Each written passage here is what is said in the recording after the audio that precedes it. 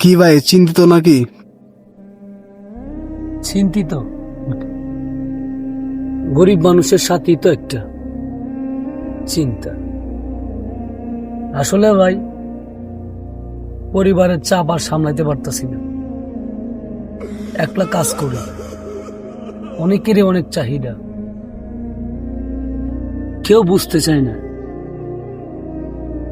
মধ্যবিত্ত ছেলেদের কষ্টটা কেউ বুঝতে চায় না। তারা শুধু একটা জিনিসই বুঝে, সেটা হলো চাহিদা।